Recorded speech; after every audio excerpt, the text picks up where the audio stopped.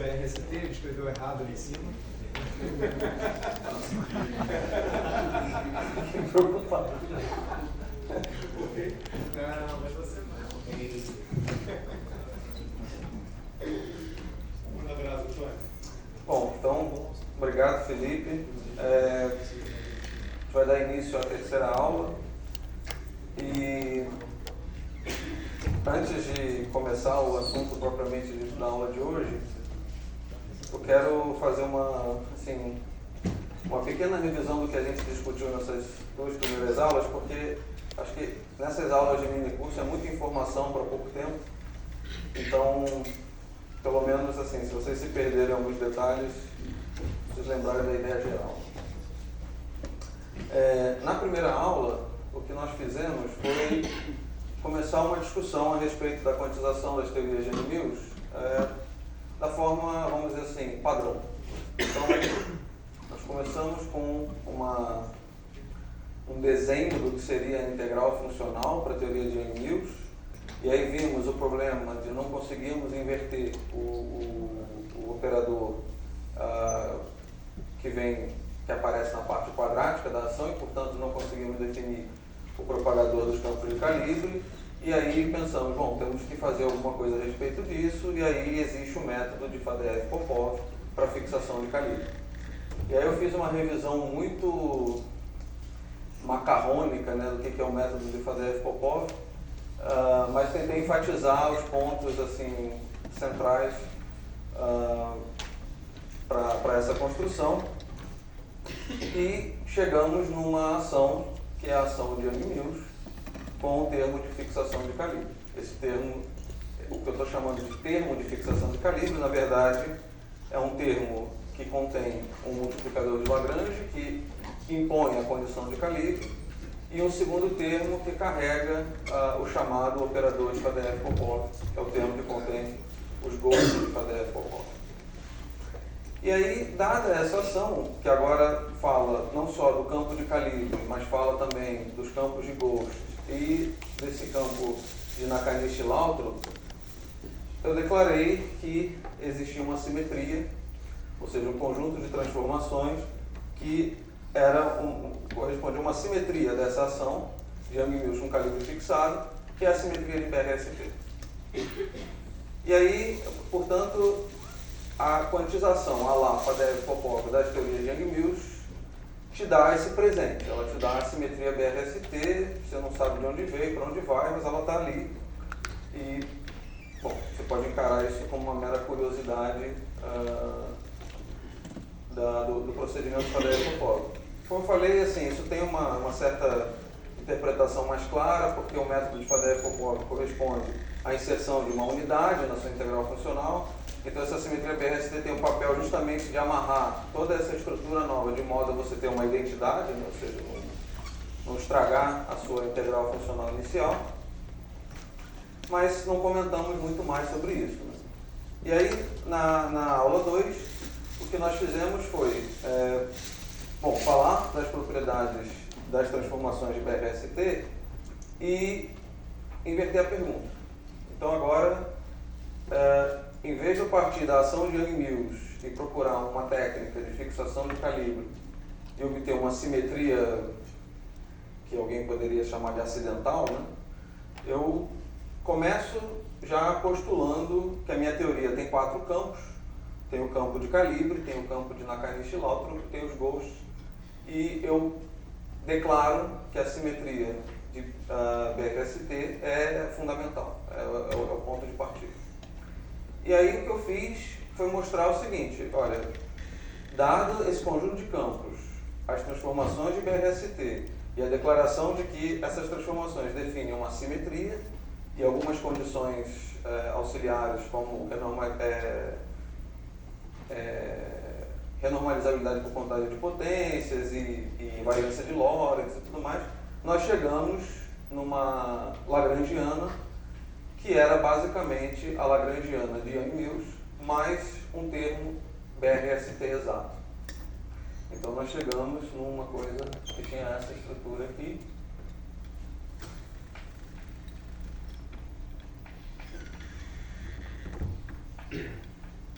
E esse θ maiúsculo, que na verdade, só por vocês treinarem um pouco fluência no alfabeto grego, eu vou trocar hoje por psi. Então, o psi, vejam que esse objeto aqui, né, como a lagrangiana tem que ter número de Ghost 0 e o operador de BRST tem número de Ghost 1, esse psi tem que ter número de Ghost menos 1. E, portanto, ele é um objeto que anticomuta, e aí psi me deixa mais confortável, porque ele me lembra algo que anticomuta por conta dos férmios, etc. Mas lembra que ele não tem nada a ver com férmio. Bom, então nós construímos essa lagrangiana e vimos que essa parte L0, que é a parte que está na cohomologia do operador de BRST, é formada basicamente pela ação de Yang-Mills, ou pela lagrangiana de Yang-Mills. E essa parte aqui é exatamente a parte de fixação de calibre, que tem como os termos de Fadeev-Popov como um caso particular, mas ela generaliza a construção de Fadeev-Popov, admitindo, por exemplo, termos quárticos nos ghosts, etc., como a gente viu. Então, isso foi mais ou menos o que a gente cobriu nessas duas aulas. O que eu quero fazer hoje é o seguinte: toda essa discussão, ela diz respeito a uma simetria da ação que comparece no peso de Boltzmann da minha função de partição. Certo? Então, tem a ver com a simetria da ação, vamos chamar, clássica. Certo? Mas a gente está interessado em quantizar as teorias de Yang-Mills. Então, a pergunta, ou o nosso foco agora, é justamente tentar entender como que essa simetria da ação clássica, ela se propaga, vamos dizer assim, para os objetos que me dão informações quânticas. Tá certo? Os objetos que nós vamos estar focados são as funções de correlação, né? Então, as funções de n pontos. No seminário da Letícia, eu acho que ela deixou bem claro que, por exemplo, além do interesse óbvio que a gente aprende no cálculo de funções de correlação em teoria quântica de campos perturbativos usual, no caso específico de Yang-Mills, existe um interesse muito grande em compreender como funções de correlação dos campos elementares das teorias de Yang-Mills se comportam no regime infravermelho, porque nós acreditamos que isso pode nos dar alguma informação sobre o problema do confinamento e de outros fenômenos não perturbativos. Então, hoje eu quero tentar começar a caminhar na direção de construir, né, vamos dizer assim, a manifestação quântica da simetria BRST e suas consequências. Antes de começar a falar dos objetos que eu vou precisar, eu quero fazer um comentário técnico que vai ser importante no futuro, que eu devia ter feito ontem, que é o seguinte: a nossa ação S é a ação de Yang-Mills mais um termo que tem essa estrutura aqui.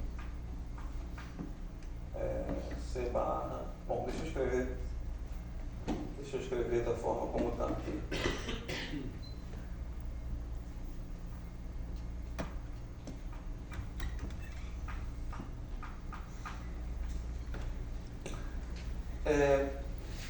O que eu vou fazer agora vai ser o seguinte: eu vou modificar essa ação e vou incluir dois termos adicionais que, nesse primeiro momento, não tem nenhuma explicação muito clara de por que eu estou fazendo isso. Mas lembra o seguinte: a transformação de BRST do campo A, ela tem essa cara aqui.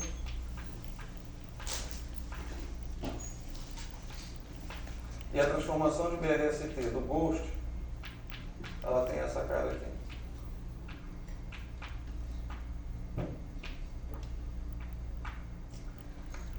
Essas duas transformações, elas são transformações que levam campos elementares a objetos que envolvem produtos de campos no mesmo ponto. Certo? Só que eu tenho uma derivada covariante, dentro dessa derivada covariante eu tenho o campo A. Então eu vou ter um campo A multiplicado pelo Gauss e na transformação do Gauss eu tenho aqui um produto de Gauss. Certo? Esses caras aqui são campos multiplicados no mesmo ponto do espaço-tempo. Apesar de eu estar no euclidiano, eu vou falar espaço-tempo, mas enfim, é tudo euclidiano. E produtos de campos no mesmo ponto definem o que nós chamamos de operadores compostos. Tá? Eu não vou entrar em nenhum detalhe sobre isso aqui, mas o que eu vou fazer é o seguinte: associada a cada transformação BRST não linear, ou seja, algo que mapeia um campo elementar em produto de campos, eu vou introduzir uma fonte externa. Isso, eu prometo que isso vai ficar um pouco mais claro, mas por enquanto aceito. Eu vou introduzir uma fonte externa acoplada a essas transformações. O que eu quero dizer com isso? Eu vou modificar a minha ação S, uma ação agora que eu vou chamar de sigma. E sigma nada mais é do que a ação original. Deixa eu escrever um S para não confundir com o operador de BRST. É a ação original mais um termo da seguinte forma. Eu tenho aqui um objeto que eu vou denotar pela letra ômega maiúsculo. Tem um índice de cor e um índice de Lorentz. E isso vai estar multiplicado pela transformação de BRST do campo A. E vou adicionar um segundo termo, que é LAS de CA. Então, a transformação do campo A é não linear, a transformação do campo C é não linear. Multipliquei cada uma dessas transformações por um objeto. Esses objetos são fontes, então são objetos clássicos, não são campos que serão integrados na minha integral funcional. E eu estou adicionando esse termo à minha ação original e definindo essa nova ação sigma. Eu estou fazendo isso simplesmente porque eu posso fazer isso, mas a razão mais profunda de por que eu estou fazendo isso vai aparecer depois. Então, é conveniente introduzir esses termos. E notem o seguinte: se eu tomar agora a derivada funcional de sigma com relação a ômega, o resultado disso é a transformação de BRST de A e, analogamente, a derivada funcional de sigma com relação a L me dá a variação de BRST do Gauss. Certo? Isso vai ser útil depois. Aí você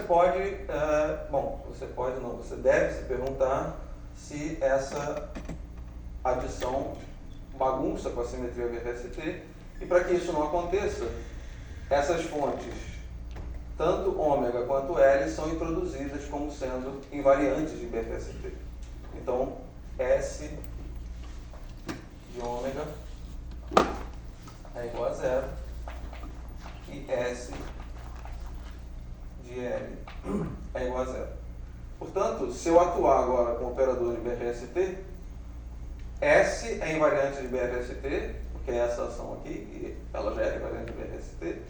E depois, quando eu entrar com o S aqui nessa ação, o S passa pelas fontes, porque as fontes são invariantes de BRST, e depois eu vou bater com S nesse termo, que é S de A, e depois nesse termo, que é S de C.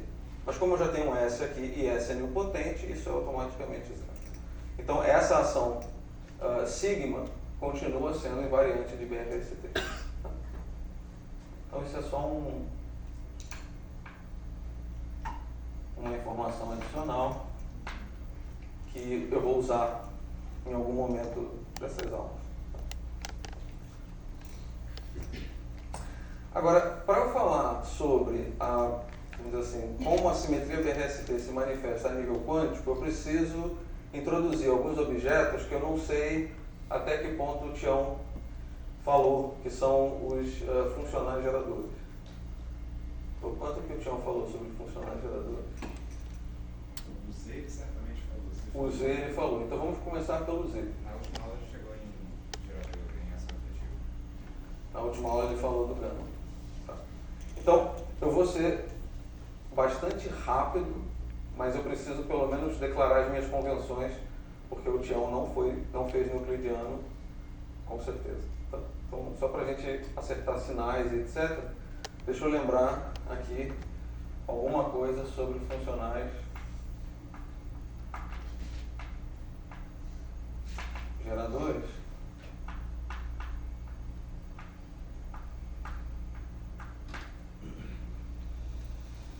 E aí, bom, o primeiro, como o Felipe confirmou de maneira bastante enfática, é o gerador Z, que é um funcional desses objetos que eu vou denotar por J, que são fontes externas, tá certo?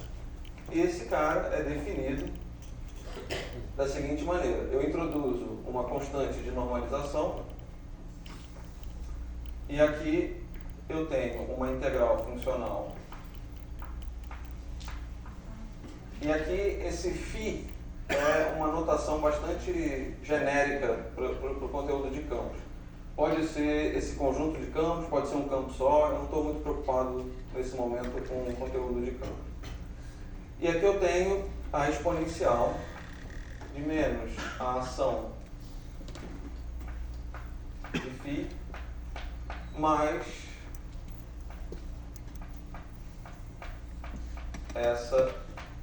esse termo, que é um termo que acopla a fonte J com o campo φ. Aqui eu tenho que alertar você o seguinte: existe uma infinidade, não é uma infinidade, mas existe uma combinação bastante grande de convenções diferentes que são adotadas para isso. Então, em vários lugares, esse termo vai entrar com sinal negativo, e isso vai exigir que outros sinais sejam compensados pelo caminho. Vocês têm que tomar muito cuidado com as convenções.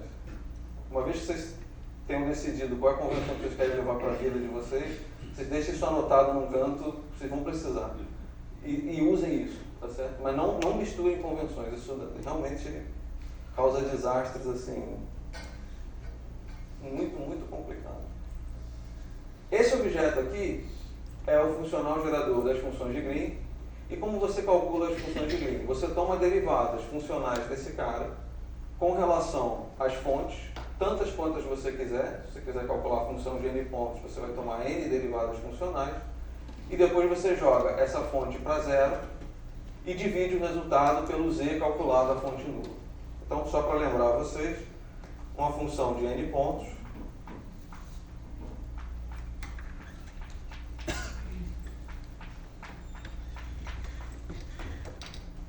vai ser definida a partir dessa expressão aqui. 1 sobre z calculado em j igual a zero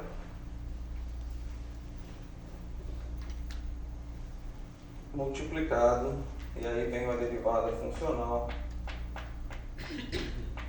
com relação a n fontes. Cada fonte está localizada num ponto diferente. E aqui eu tenho esse objeto. E aí, depois de calcular as derivadas, eu desligo as fontes.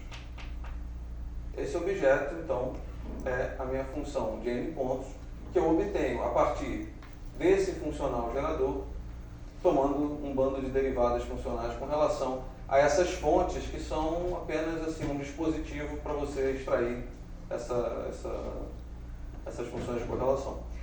Como eu vou fazer uso dessa expressão?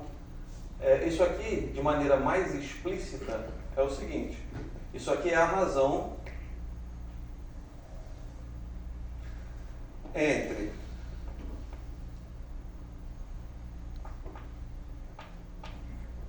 isto aqui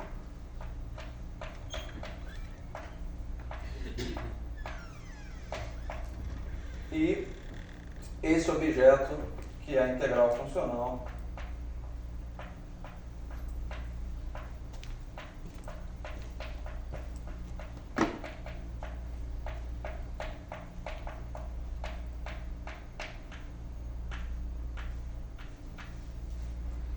certo? Essa é a forma explícita dessa função de n pontos. E notem que aqui eu tinha um n que entraria aqui eu teria outro n. Esses n, mesmo sendo infinitos, eles sempre cortam. Então, por isso que eu estava falando aquela história de que uma constante multiplicativa na integral funcional é completamente imaterial. Você vai ter sempre razão dessas quantidades e, pelo menos para esse grupo de pessoas, dividir infinito por infinito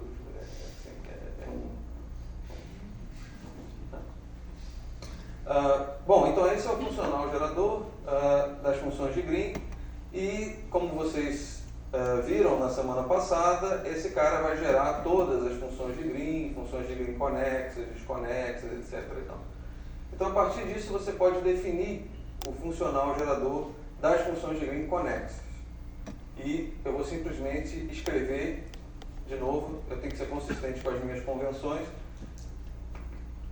Eu vou definir o funcional gerador das funções de Green, ou das funções de correlação conexas, W de J, como sendo simplesmente o log de Z. Como eu falei, às vezes aqui vem transição negativa, às vezes aqui vem transição negativa. Você tem que tomar cuidado com as convenções, mas tomando cuidado, tudo deve dar certo. Bom, esse objeto aqui, então, se você derivar em relação às fontes e tomar as fontes para zero, vai produzir funções de n pontos, mas agora as funções que são conexas. Certo? E a partir desse cara, eu defino um objeto importante que é o seguinte: se eu pegar a função de um ponto e eu vou botar esse j aqui para dizer que eu não vou desligar a fonte, esse cara aqui definido como sendo dw de j,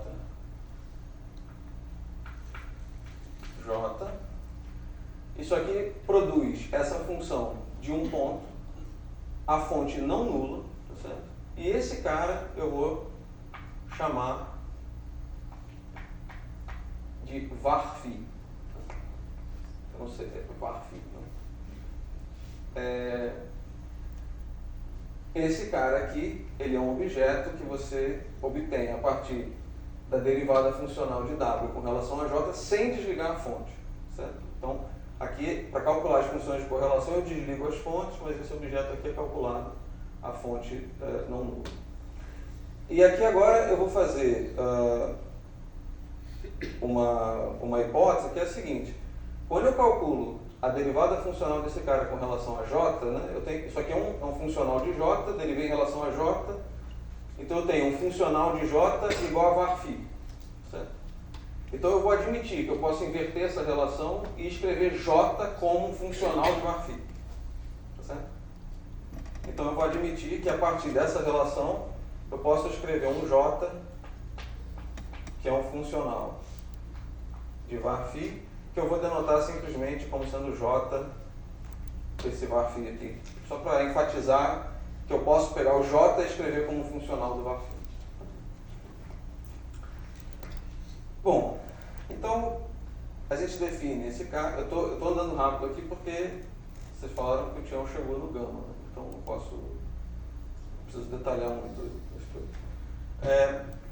A partir dessas definições todas, eu agora vou definir o funcional gerador das funções de Green chamadas irredutíveis a uma partícula, ou one particle irreducible, que é definido pela letra gama e é obtido através de uma transformada de Legendre. Esse cara agora é um funcional do varphi e ele é, por definição, menos W de J. E agora eu posso pensar nesse J como sendo o J funcional de varphi, mais uma integral de D4x J e x varphi de x.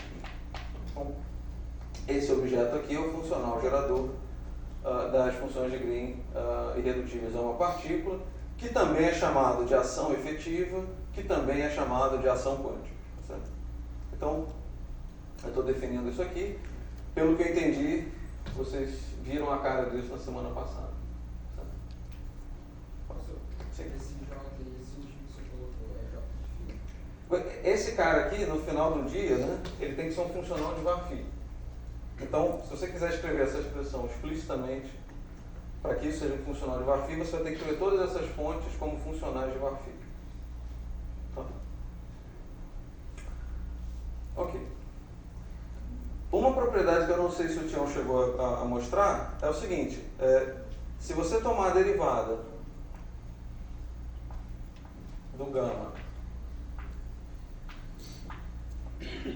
com relação ao var-φ, isso te dá simplesmente J de x.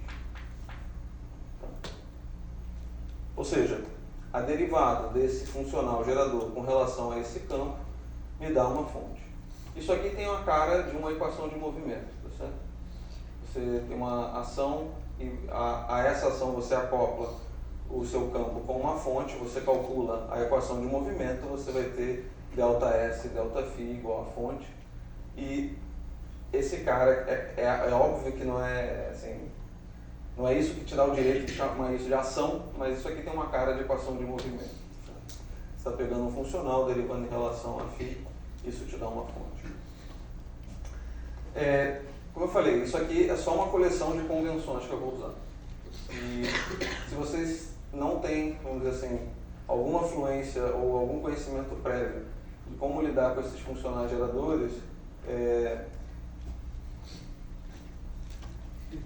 assim, eu acho que pelo menos para as coisas que eu vou fazer aqui, eu acho que dá para seguir sem essa fluência, mas vai ser um pouquinho mais embolado. E eu peço que se eu começar a usar muito jargão, começar a falar coisas que vocês não estão acostumados, que vocês me interrompam e perguntem o que eu estou falando. Certo? Porque é muito fácil começar a falar aqui um monte de coisas que parece que todo mundo sabe e na verdade é só jargão que a gente fala tanto que não se toca mais, que é uma coisa muito interna. Né? Mas por que eu estou introduzindo isso? Porque eu quero falar sobre a simetria BRST a nível quântico. Então eu quero tentar encontrar as consequências da existência da simetria BRST para as minhas funções de correlação. O que a simetria BRST me permite dizer a respeito das funções de correlação da minha teoria? E para que eu consiga dizer alguma coisa a respeito disso, eu preciso entender como que esses funcionais se comportam, vamos dizer assim, ou quais são as condições que eles têm que satisfazer para que a teoria quântica como um todo seja invariante de BRST. Certo? Então eu preciso compreender como que esses caras, Z, W e gama, quais relações eles devem satisfazer para que a simetria BRST esteja ali. Certo? E é isso que eu quero começar a discutir. E quando você tem uma simetria na sua teoria clássica e você quer falar dessa simetria no nível desses funcionais geradores, em geral isso é traduzido por identidades funcionais que são de uma maneira genérica chamada de identidades de Ward. Tá? Então agora eu vou falar um pouquinho sobre as identidades de Ward e como que você deriva isso.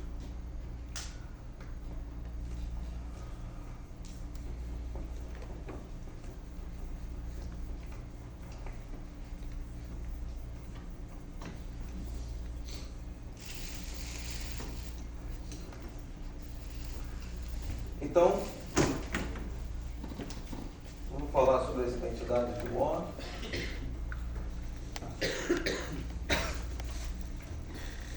Escrevemos em inglês colonizado.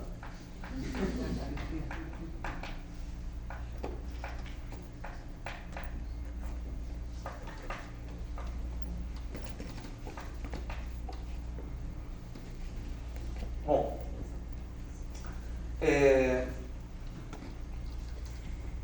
vamos começar começar a discussão, de novo, uma ação qualquer e uma transformação que leva φ em um campo φ', e essa transformação é uma simetria da minha ação clássica. Tá? Então eu tenho aqui uma transformação φ, que me leva em φ', e eu vou expressar essa transformação simplesmente como sendo φ mais um ΔΦ. E eu tenho uma ação S de φ, que é, por hipótese, invariante mediante essa transformação aqui. Então, isso significa que S de φ' é igual a S de φ mais ΔΦ, e isso aqui nada mais é do que S, supondo isso aqui uma variação infinitesimal, isso aqui vai ser um S de φ mais uma integral em d4x ΔS ΔΦ de x ΔΦ de x. Certo? Então aqui a única coisa que eu fiz foi pegar minha ação, escrever em termos de φ' e usar essa expressão, abrir aqui na minha série de Taylor funcional, mas eu estou dizendo que isso aqui define uma simetria. E, portanto, se isso define uma simetria, esse cara aqui é igual a esse cara aqui, o que significa que essa relação aqui é satisfeita.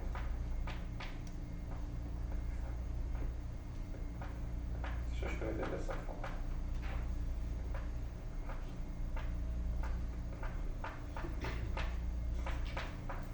Tá certo? Bom, eu vou dar uma cara para esse ΔΦ, para isso aqui ficar um pouquinho mais concreto. E eu vou chamar o ΔΦ, como eu estou supondo algo infinitesimal, bom, por convenção eu vou botar aqui um fator i. Como infinitesimal eu tenho a obrigação moral de colocar um epsilon. E isso aqui é uma função do campo φ, que a princípio é uma função, não precisa ser linear no campo, nada disso. Certo? Então eu tenho essa estrutura, pode ser uma combinação disso aí, eu posso ter um índice interno aqui, enfim, não importa, a estrutura nesse ponto, isso não é muito importante para a discussão. Mas esse epsilon, esse parâmetro infinitesimal, pode ser um parâmetro que depende do ponto do espaço-tempo, ou pode ser um parâmetro global. E isso define, então, uma simetria global ou uma simetria local. Certo? Caso o epsilon seja um parâmetro global, então se epsilon for global, então essa identidade aqui, ela basicamente se torna, você vai ter um i e um epsilon que sai da integral, tá certo? E isso vai ser f de φ ΔS ΔΦ igual a zero. Tá certo? Essa é a forma explícita dessa relação que tem que ser satisfeita pela ação, ou dessa identidade funcional que tem que ser satisfeita pela ação clássica, para que isso aqui corresponda a uma simetria. Agora, se epsilon for uma função da posição, e esse parâmetro epsilon é aquela mesma ideia lá do cálculo variacional que a gente aprende na mecânica, né? Esses parâmetros sendo arbitrários, eu sempre posso, para que essa relação seja satisfeita para epsilon arbitrário, então isso aqui tem que ser, o integrando tem que ser zero. Certo? Então isso aqui vai estar, você vai ter algo do tipo integral d4x epsilon x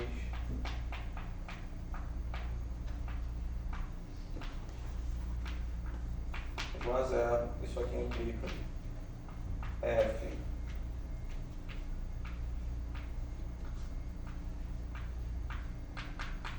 igual a zero. Essa é, de novo, uma relação que tem que ser satisfeita pela minha ação clássica para que isso se corresponda a uma simetria local.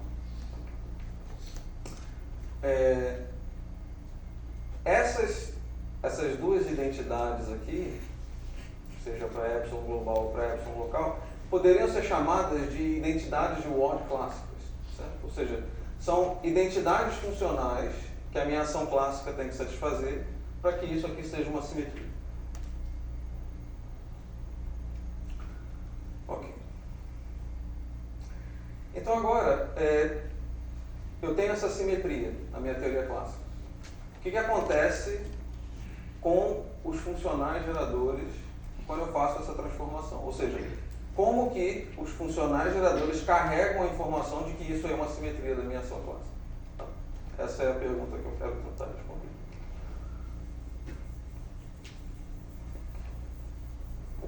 Bom, então eu vou começar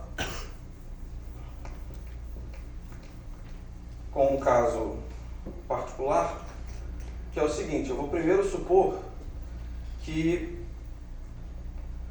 essa função f aqui é uma função linear no campo. Tá? Então eu vou admitir agora que essa transformação delta phi, ela tem essa cara aqui. Delta phi é igual a i, epsilon i, e aí eu tenho uma espécie de um GI aqui. Se eu tiver uma lista de campos, esse GI vai ter índices internos, isso aqui pode ser um operador, enfim, uma série de possibilidades. Mas o que me importa é que essa variação é linear no campo. Tá? O que isso implica, então, para os funcionais geradores?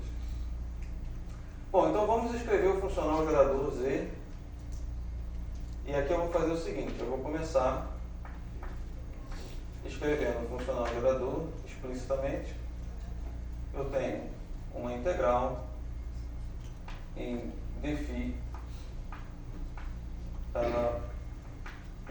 exponencial de menos s dφ mais uma integral em d4x j φ.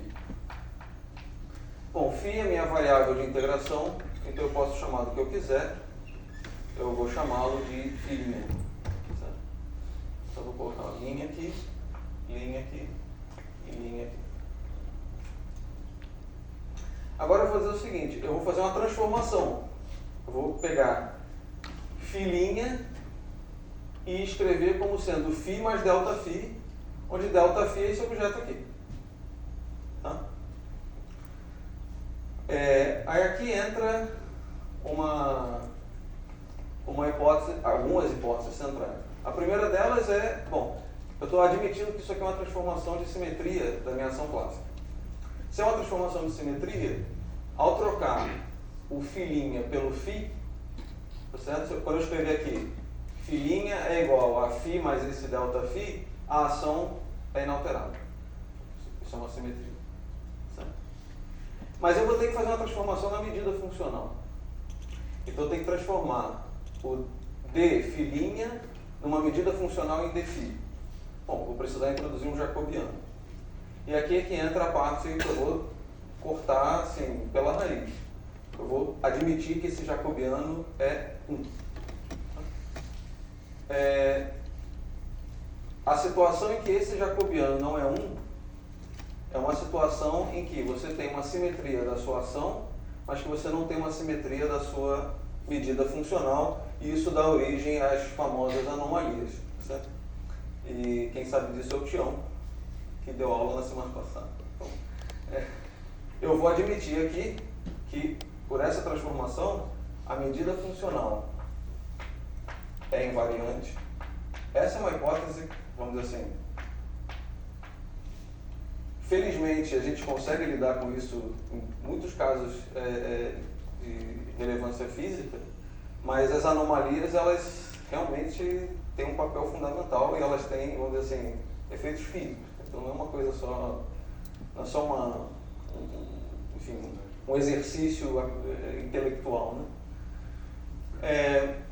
Mas o termo de fonte aqui, esse filinha, quando eu trocar por fi mais esse cara, aqui eu vou ter uma mudança.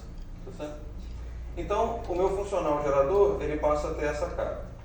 Ele é z de j igual ao fator de normalização.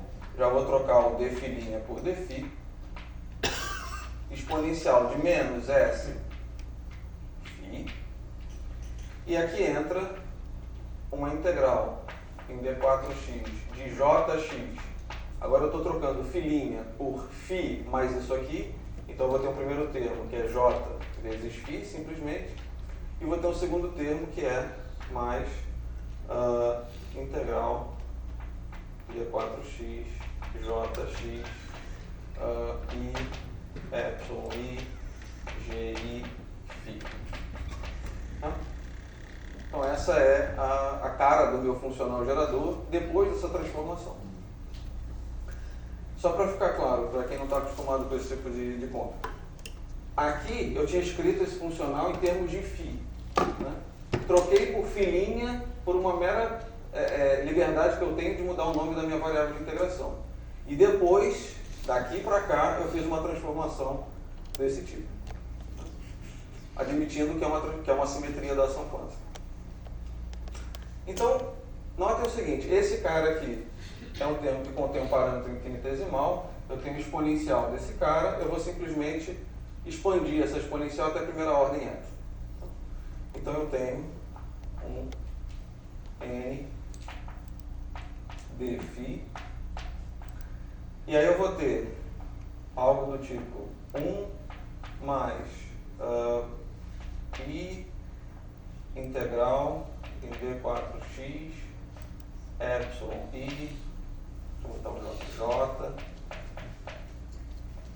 epsilon i gi φ de x, exponencial de menos s de φ mais integral de d4x j φ. Tá?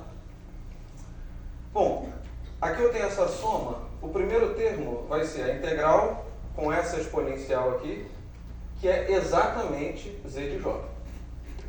Certo?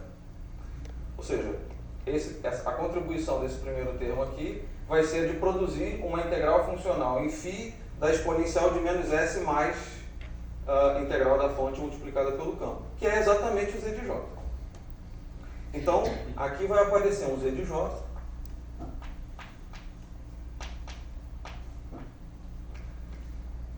E sobra esse termo aqui.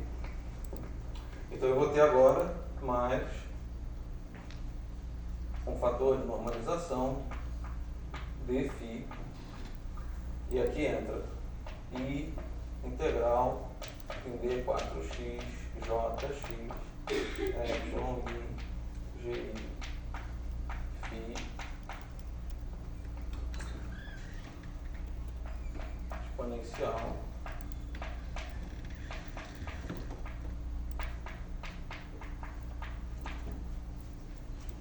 tá certo?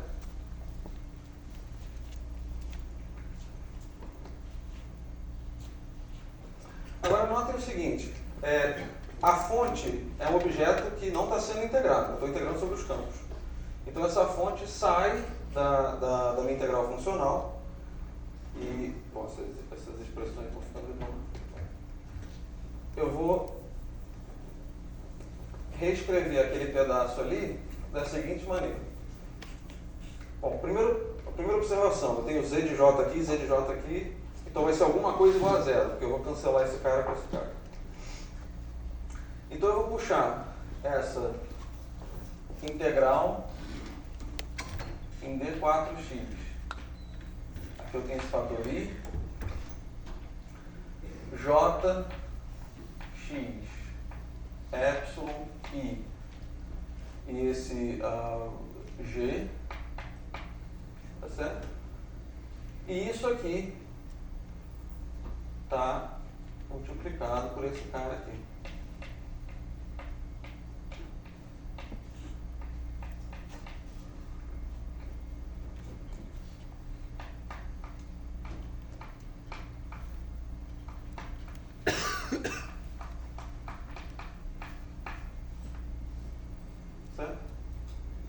Mas esse objeto aqui é exatamente a função de um ponto,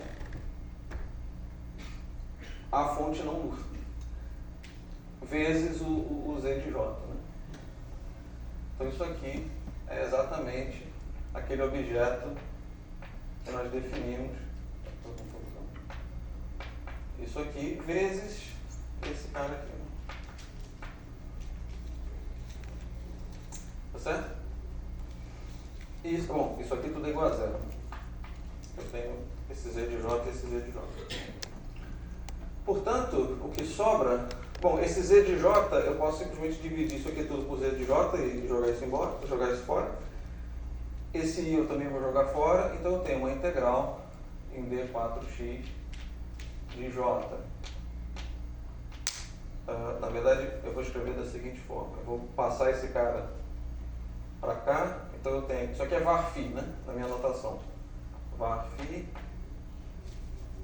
epsilon, i, gi, var φ, vezes o j de x, e isso é zero. Tá certo? Só que j de x, estava escrito naquele canto ali, é delta gama, delta var φ. Tá? Então isso aqui é simplesmente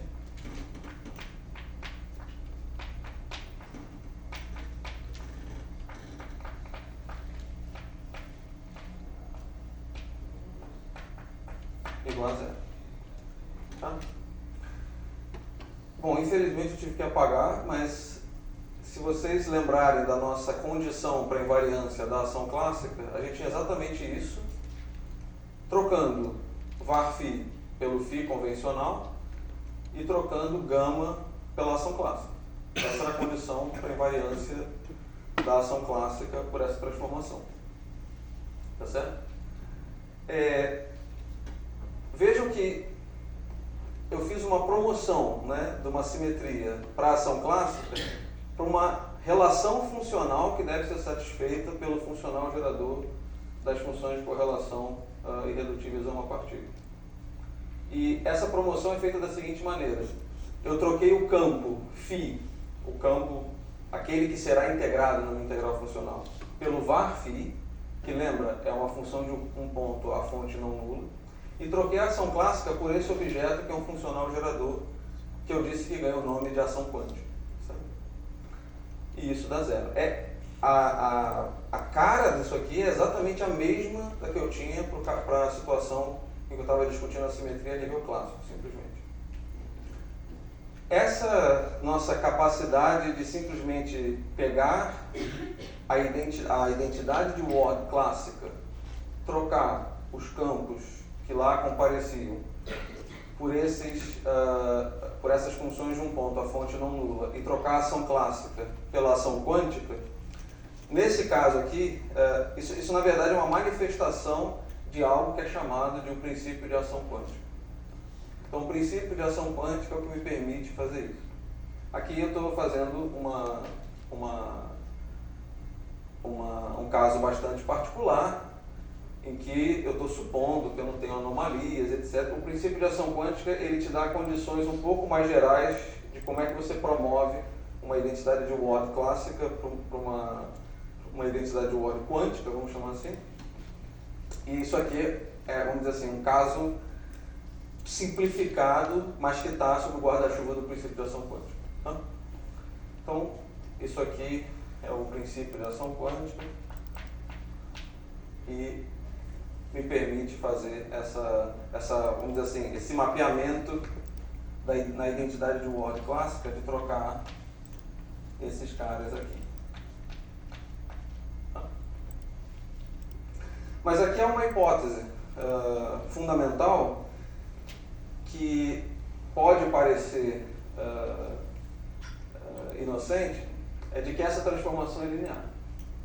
Ou seja, o campo aqui aparece linearmente, e notem que isso foi essencial para que quando eu chegasse aqui, eu pudesse trocar o φ, que é a minha variável de integração, simplesmente pelo var φ. Certo?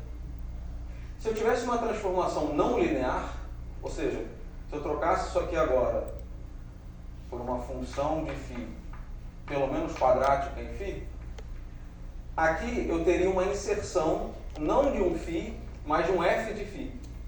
Tá certo? E o que você teria aqui seria algo dessa forma. Tá certo? Que é diferente, assim, seguindo essa lógica aqui, se você fala, bom, você fez para o caso linear, agora eu vou fazer para qualquer caso sem reproduzir a conta. Vou simplesmente confiar na analogia. Você teria que obter algo desse tipo aqui, né? Você teria que obter um f de var φ, tá certo? Nesse caso. Mas não é isso que você obtém. Você obtém algo dessa forma aqui. Certo? Então, isso aqui não tem, vamos dizer assim, a mesma estrutura algébrica que você tinha para a sua ação, para a sua identidade Ward clássica, que envolvia aqui um f de φ, e você gostaria de obter a nível quântico um f de var φ. Isso aqui é o valor esperado de f de φ com j ligado. Isso não é a mesma coisa que f de valor esperado de φ. Certo? Então, para que a gente consiga estabelecer uma forma, vamos dizer assim, de continuar seguindo esse tipo de troca de coisas clássicas por coisas quânticas, existe uma forma de escrever isso aqui de uma maneira um pouco mais conveniente, mas que não é só uma conveniência, isso também tem a ver com a renormalização de operadores compostos, que é um negócio que a gente não vai falar. E aí isso conecta com aquilo que eu falei no início da aula de introduzir fontes acopladas a transformações não lineares. Esse cara aqui, sendo uma transformação não linear, né, eu vou agora basicamente refazer a minha discussão introduzindo deixa eu apagar isso aqui.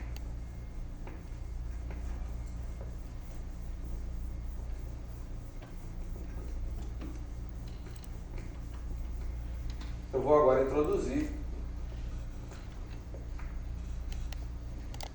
eu vou modificar a minha ação S de φ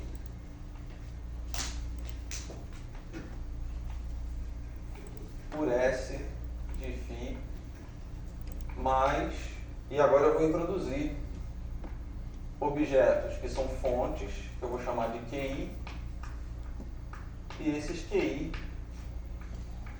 estão multiplicados por essas transformações não lineares. Igual eu tinha feito no caso do BRST. Né? Eu tinha um ômega vezes S de A e tinha um L vezes S de C. Aqui eu tenho uma fonte que eu estou chamando de Q vezes a variação do campo da transformação correspondente. Certo? No caso do BRST, eu falei, bom, se você fizer a imposição de que S é invariante de BRST, e isso aqui sendo a variação de BRST, essa adição ela é inocente, a minha ação, no sentido de que ela não vai quebrar a simetria da ação. Isso aqui continua sendo BRST invariante. Numa transformação genérica, como eu estou aqui representando, em geral esse termo não será invariante. Eu vou quebrar a simetria introduzindo introduzindo esse termo dessa maneira. E aí existe um processo iterativo que é você introduzir outras fontes, etc., para poder lidar com esse problema. Mas como o nosso interesse é a simetria BRST, e a gente sabe que nesse caso a introdução desse termo não viola a simetria original, eu vou simplesmente admitir que esse termo é invariante por transformações desse campo φ, por essa transformação específica do campo φ. Tá? Então eu vou admitir aqui, isso é uma hipótese que em geral não é verdadeira, mas para o nosso caso o interesse é que f de φ, fi, é invariante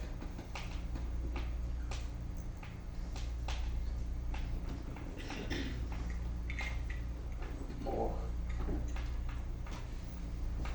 transformação φ em φ. Bom, então agora eu posso voltar à nossa discussão de definir o funcional gerador para essa nova ação que introduz esse termo de fonte. Então, eu agora vou ter duas classes de fontes.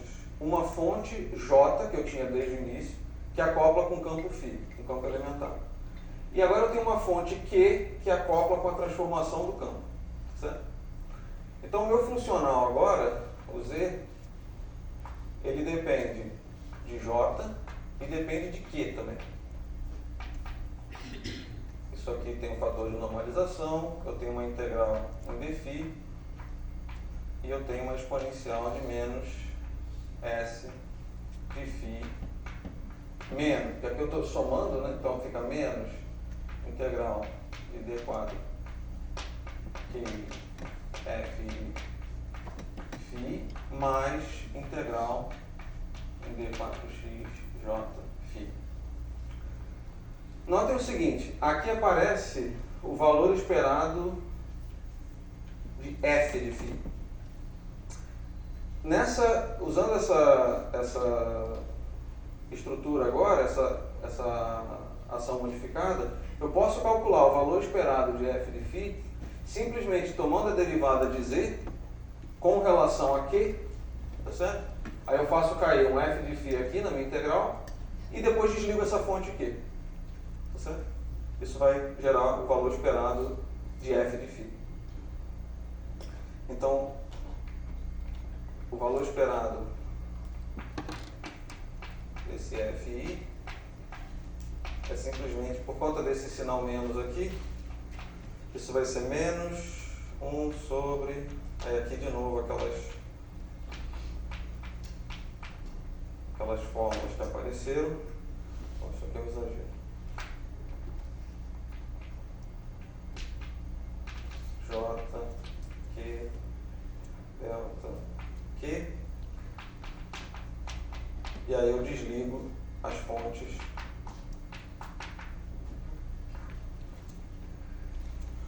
E isso aqui também, pela definição, né? Isso aqui nada mais é do que menos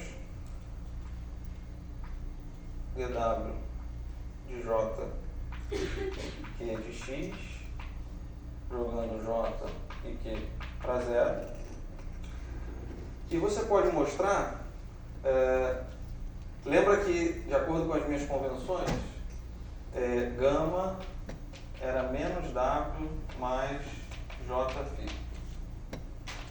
Tá certo? Então, como aqui eu estou tomando a derivada de w com sinal negativo, você pode mostrar que isso aqui é igual a isso aqui.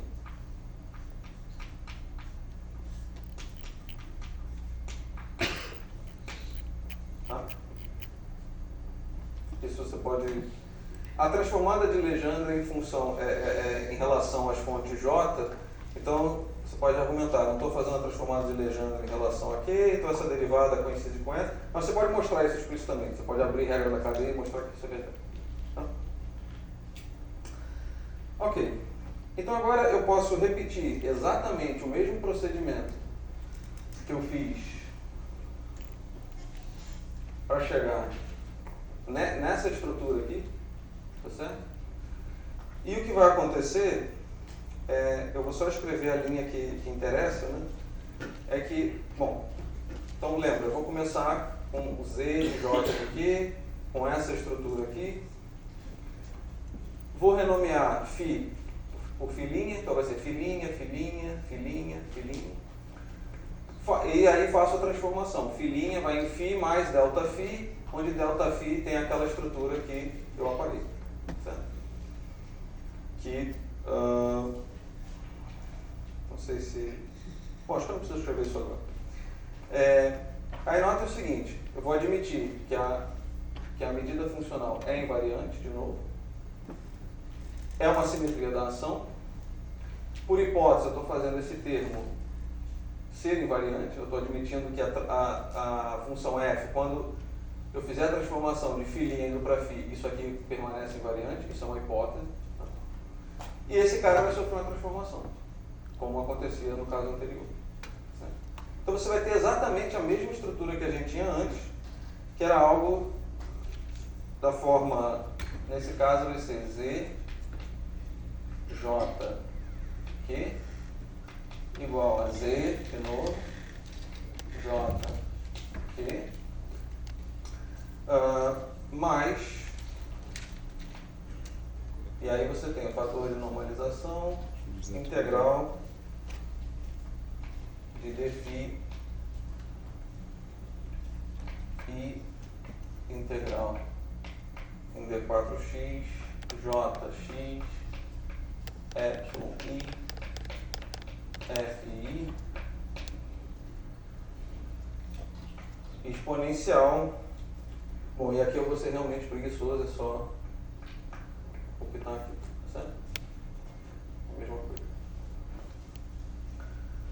Bom, mesma história. Esse cara cancela esse, então isto aqui tem que ser igual a zero. Mas note o seguinte, de novo o mesmo raciocínio, eu posso puxar essa integral em jx, y, eu posso puxar isso tudo aqui para fora da integral funcional, e eu vou ter algo do tipo i integral em d4x epsilon i jx, e aí tem o fator de normalização dφ f e φ vezes esse cara. E isso tem que ser zero. Tá certo? Bom, qual é a diferença agora? A diferença é que esse cara aqui eu posso simplesmente escrever como sendo a derivada. Vocês lembram? Isso aqui é a derivada de gama com relação a QI de x. Tá certo? Não sei se vocês lembram, essa identidade foi escrita em algum momento hoje. E esse J aqui é a derivada de gama com relação a varphi. Tá certo? Ou seja, essa identidade é reduzida a algo dessa forma. Você tem derivada de gama com relação a QI, derivada de gama com relação a varphi, e isso tem que ser zero. Tá? Então, no caso de uma transformação não linear, o que eu fiz foi introduzir essa fonte Q acoplada a essa transformação não linear, e o que eu estou fazendo é escrever a identidade funcional que deve ser satisfeita pelo funcional gerador 1pi dessa maneira. Eu tenho esse produto. Diga. Eu queria saber uma coisa. Aqui é focado em coisa não linear e φ, né? Informação. Uhum. Só que aí você falou também que você estava sempre supondo que o jacobiano é C1. Só que meio que inocentemente, né, você só colocar o φ por alguma coisa não linear em φ, não parece que o jacobiano vai ser 1. Não, isso não é verdade. Por exemplo, você pode definir, no caso as transformações de BRST são não lineares e o jacobiano é 1. Isso não tem, isso é um contra-exemplo imediato. Não tem uma razão para ser. Só porque a transformação é não linear, o jacobiano tem que ser necessariamente diferente. Mas eu compreendo que não é trivial. Bom, então essa é a forma da identidade de Ward no caso da transformação não linear. Tá certo? Bom, estou quase terminando de introduzir os elementos para a gente poder falar, voltar para a simetria BRST. Tem uma outra propriedade que eu imagino que o Tião tenha falado, que é o seguinte: ao definir uma integral funcional, no momento em que você define a medida funcional sendo invariante por uma translação local do campo, ou seja, você pega o campo, não, deixa eu escrever, né? Então, se você tem uma uma integral funcional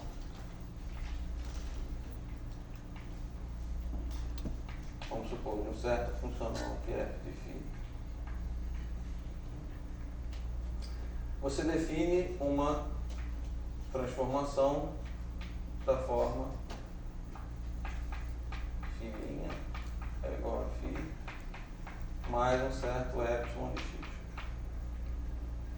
A imposição de que a medida funcional é invariante por esse shift local no campo implica a seguinte identidade.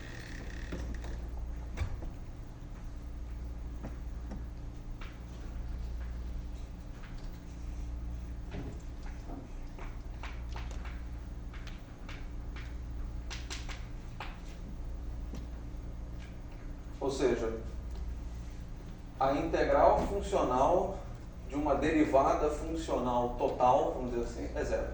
Certo? E acho que foi basicamente a partir disso que o Tião deduziu as equações de Dyson-Schwinger. Então isso aqui é um lembrete só. Isso vai ser usado. Tá bom? Bom, então vamos agora, a partir desse conhecimento de como escrever relações de simetria, relações funcionais que codificam simetrias clássicas a nível quântico, ou seja, quando a simetria linear a gente viu que é simplesmente, vamos dizer, fazer essa substituição. E quando a simetria não linear, a gente precisa introduzir essas fontes acopladas às transformações não lineares, a gente quer voltar para o nosso caso de interesse, que é a simetria BRST. Então, nesse caso... Sim. Você tem uma identidade para cada um dos itens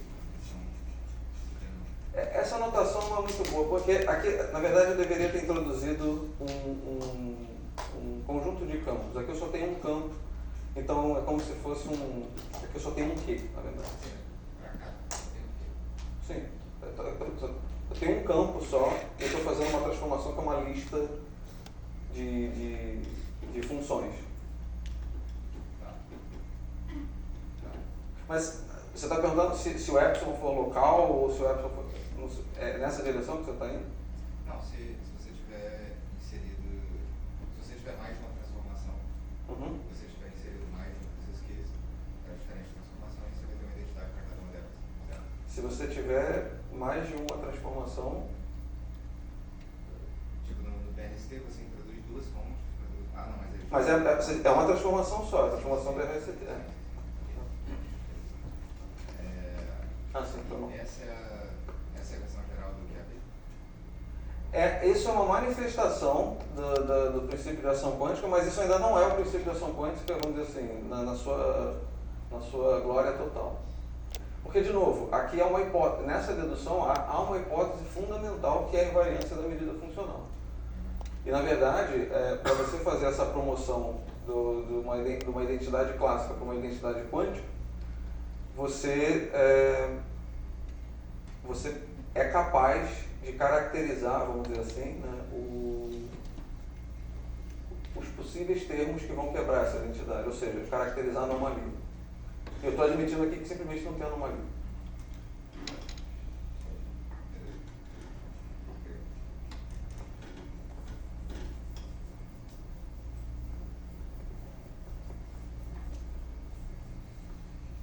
Então, assim, de uma maneira geral, se você pensar no princípio de ação quântica, sempre supondo que você não tem anomalia, esse é o princípio de ação quântica.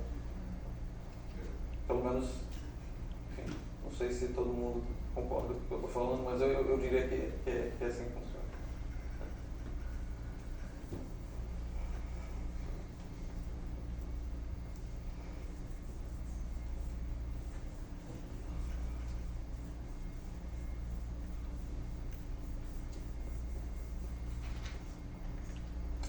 Bom, então agora a gente quer falar sobre a identidade de Word associada à transformação de BRST, que é a identidade de Love-Not-Tail.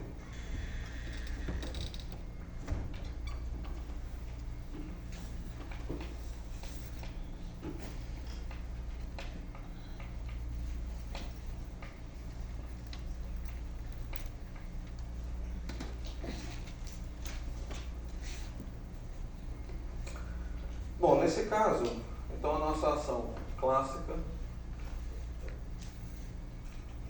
lembra que ela foi construída como sendo a ação de MMUs mais o gate fix e a gente adicionou termos dessa forma.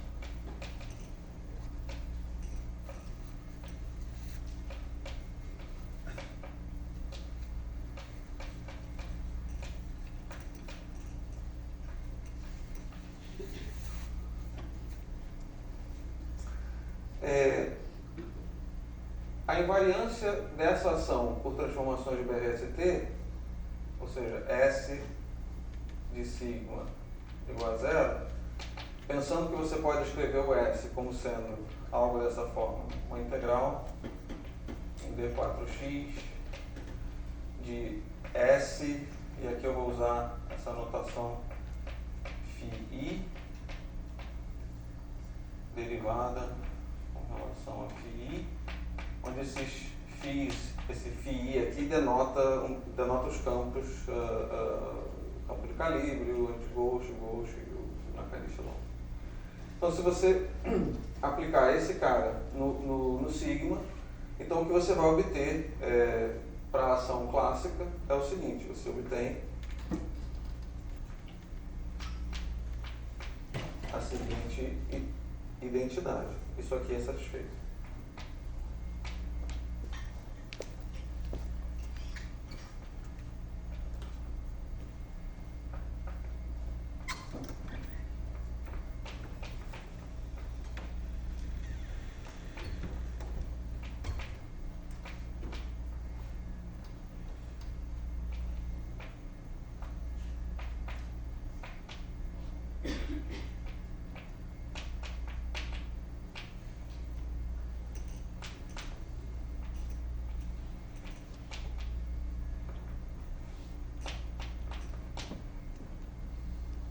Bom, de onde vem isso? Né? Eu simplesmente peguei esse operador e atuei em sigma.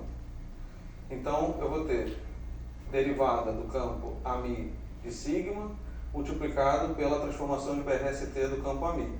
Mas a transformação de BRST do campo AMI é simplesmente a derivada de sigma com relação à fonte ômega, por construção. Mesma coisa aqui, né? Tem a derivada com relação ao gauche e aqui tem a transformação de BRST do gauche, que é simplesmente a derivada de sigma com relação à fonte acoplada à transformação de BRST do gauche.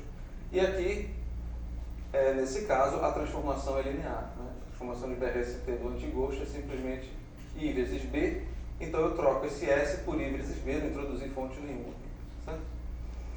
E entraria o termo que é a derivada da ação com relação ao B, vezes a transformação do B, mas a transformação do B é zero. Então essa é a identidade que, vamos dizer assim, garante a invariância de BRST da minha ação clássica. E agora, seguindo toda essa discussão que a gente fez durante praticamente toda a aula, eu vou trocar, né, essa identidade que vale para a ação clássica por uma identidade que vale para o funcional gerador OnePI ou para a ação quântica. Tá certo? Lembrando que agora, quando eu falar de derivada da ação com relação a A, esse A aqui, o que está entrando aqui não é mais o campo clássico, no sentido de o campo que entra, que vai ser integrado funcionalmente, mas é aquele var-φ, é o análogo do var-φ. Certo? Mas eu não vou escrever aqui um A diferente, só para, senão vai começar uma complicação de notação. Então eu vou preservar a mesma notação, mas vocês têm que lembrar que esses caras aqui correspondem à função de um ponto, a fonte não nula correspondente. Então, aplicando agora o princípio de ação quântica, assumindo nenhuma anomalia, ou seja, eu posso simplesmente trocar esses caras pelos seus var-phi correspondentes e o sigma pelo gama, tá certo? E aí você chega a esse objeto aqui,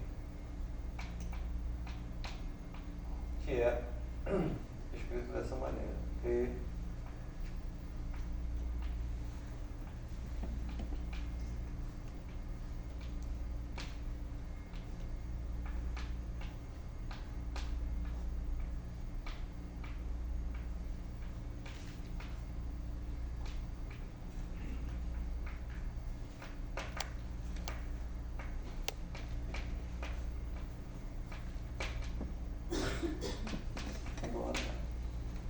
Que é a famosa identidade de Slavnov-Taylor.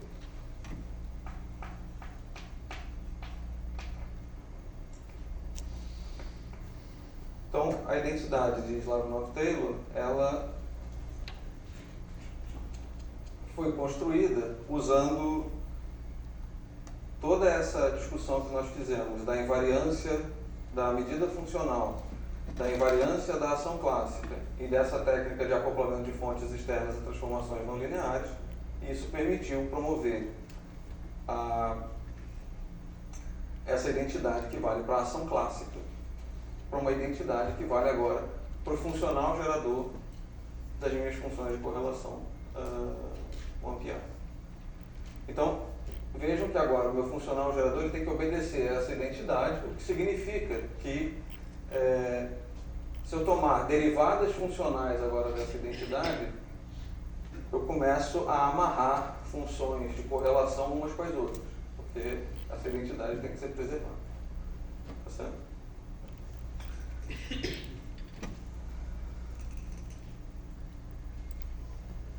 Alguma pergunta sobre isso?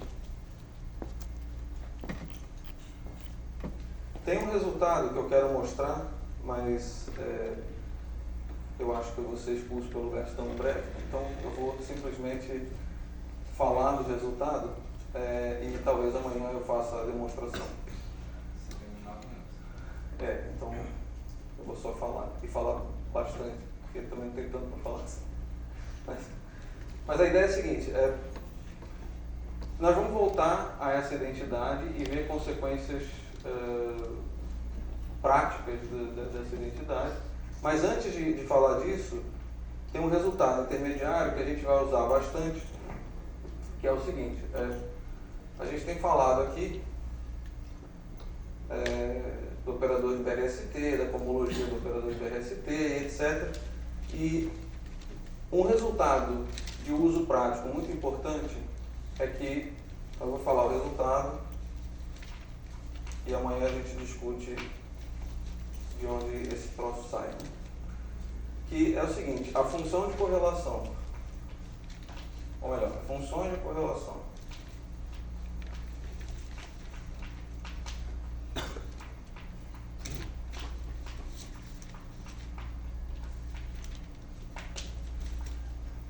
e operadores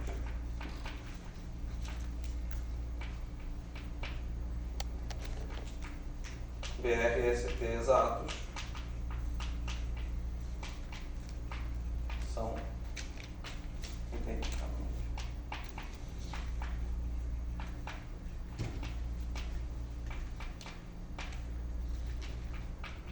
nulas. Ou seja, se você tiver a função de correlação de S de algum operador X, e aqui eu tenho conteúdo de campos, e aqui eu estou falando da função de correlação, estou dizendo calcular esse cara e tomar as fontes para zero. Certo? Isso aqui é zero. Ou seja, função de correlação de operadores BRST exatos são sempre triviais. E isso tem uma importância prática gigantesca, porque, bom, primeiro porque isso amanhã a gente vai ver que isso vai permitir demonstrar, por exemplo, que funções de correlação de observáveis, quantidades que são invariantes de gauge, independem da sua escolha de calibre, porque é uma coisa que a gente gostaria que fosse verdade. Isso vai ser usado. Mas isso também, só um exemplo bem simples de como isso tem aplicações imediatas, né? Por exemplo, a gente introduziu o campo de Nakanishi-Latro, né? Que é um campo que entra com multiplicador de Lagrange. Tá certo? E esse campo, ele, em alguns, naquele calibre mais geral que a gente escreveu, ele tem um termo quadrático e ele tem um termo, por exemplo, cúbico, que envolve uma interação com gauche, anti-gauche, etc. E uma das coisas que você pode imediatamente querer saber é, por exemplo, o propagador desse campo. Você quer calcular o propagador desse campo, aí você faz o procedimento usual. Você pega o operador quadrático nos Bs, o operador sanduichado, né, pela parte quadrática dos Bs, inverte isso, vai ser o procedimento usual para calcular o propagador. Mas acontece que aqui, né, você pode notar que esse cara pode ser escrito a menos de um fator i, né? Isso aqui pode ser escrito como sendo S de C barra B, B, Y. Certo? Agora, B é invariante por BRCT. Se você atuar com S em B, isso dá zero. Certo? Então, isso aqui você pode escrever simplesmente como sendo menos I S de C barra X, B, B, Y. Certo? Então isso aqui é uma função. Se você atuar S em C barra, isso me retorna o B, e depois você vai atuar com S em B, mas isso é zero. Certo? Bom, isso aqui é uma função de correlação de um operador BRST exato. Portanto, isso é zero. E isso é idêntico, assim, isso aqui é um resultado exato para o propagador. Não é um propagador a tree level, não é, eu estou fazendo uma afirmação a respeito do propagador desse campo exatamente. Certo? Simplesmente usando o fato de que, olhando para esse cara aqui, eu posso fazer essa ginástica com o operador BRST e escrever como BRST exato. É muito frequente de você olhar para uma função de correlação que você quer calcular e você, antes de sair fazendo a conta, você tenta ver se dá para fazer algum rearranjo daquilo de modo a obter termos do tipo BRST exato para você jogar fora. Porque são trivialmente nulos.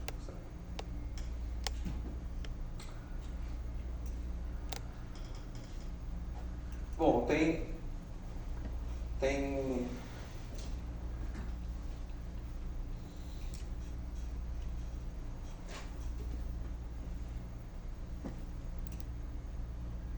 eu acho que eu vou fazer o seguinte, senão eu vou ter que começar a falar um negócio e interromper imediatamente, então eu vou parar por aqui. Amanhã eu vou argumentar que esse resultado, isso aqui ficou estranhíssimo, né? Que parece um valor esperado de S. Chama isso aqui de G.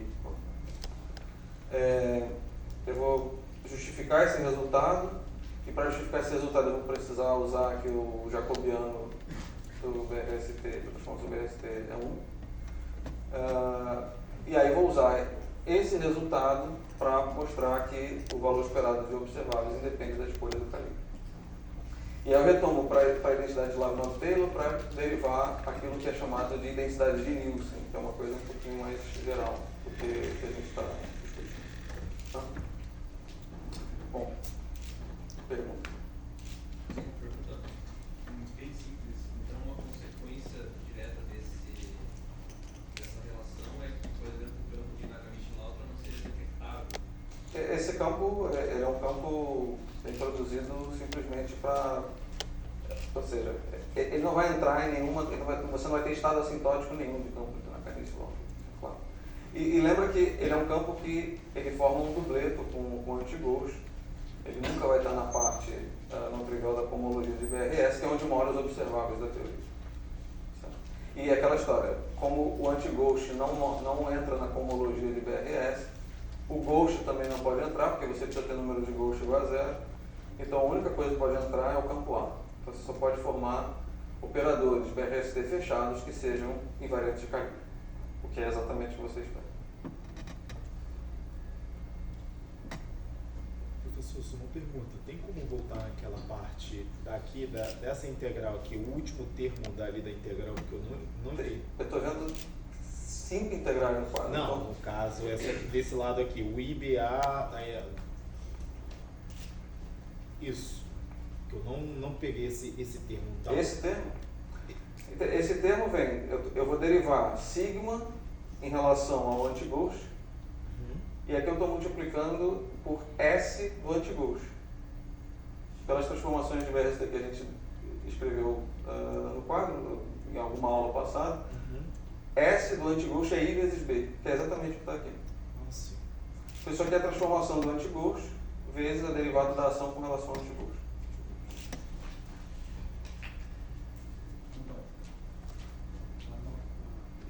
Pergunta em relação provavelmente, eu acho que é válido. Mas isso é válido para todas as aulas. Isso. Sim, sim, isso aqui. Tem algum momento que dá algum tipo. Não, é bom. Bom, eu estou admitindo que não tem anomalia, tudo isso, mas aqui, a dedução disso aqui é, com todo respeito vamos dizer assim, ao fato de que eu estou admitindo que existe uma forma de regularizar a teoria de forma compatível com as simetrias, etc. Isso aqui é uma relação exata. Agora, você pode expandir, por exemplo, a sua ação efetiva até uma dada ordem, em teoria de perturbação, e obter relações aqui que são válidas numa dada ordem em teoria de perturbação. Mas essa relação em si é exata.